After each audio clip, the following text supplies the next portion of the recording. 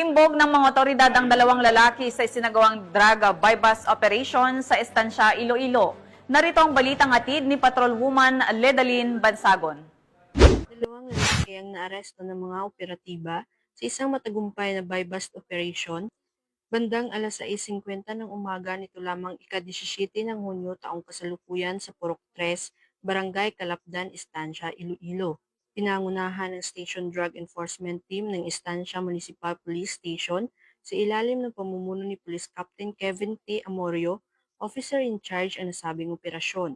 Kinilala ni Police Captain Amorio ang mga sospek na sina alias Nonoy, 18 taong gulang, binata, isang laborer, at residente ng barangay Kanturay, Sipalay City, Negros Occidental, at alias Dodoy, 18 taong gulang, binata, laborer din at residente naman ng barangay Dakulan, Estancia, Iloilo.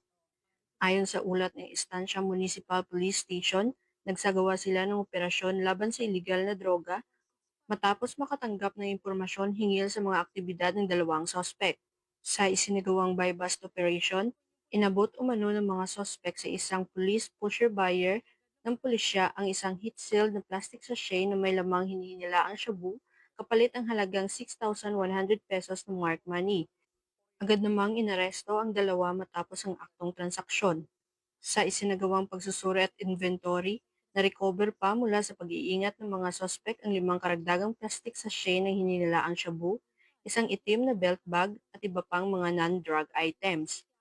Aabot sa humigit kumulang 74 na gramo ng hininilaang shabu ang nakumpiska na may standard drug price na tinatayang 639,200 pesos, batay sa kasalukuyang street value na 6,800 pesos kada gramo. Kasalukuyang nasa kustudiyanan ng Estancia Municipal Police Station ang mga suspetsado habang ang kaso ay patuloy na iniimbestigahan.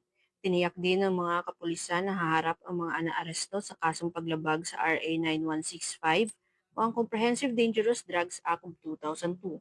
Ang pagkakahuli sa mga sospek ay tinuturing na malaking hakbang laban sa patuloy na kampanya kontra iligal na droga sa rehiyon ng Western Visayas. Dahil sa bagong Pilipinas, ang gusto ng pulis, ligtas ka. Mula dito sa Police Regional Office 6, ako ang inyong Police News Network Correspondent, Patrolwoman Ledalyn Bansagon, alagad ng batas, tagataguyod ng Balitang Pulis.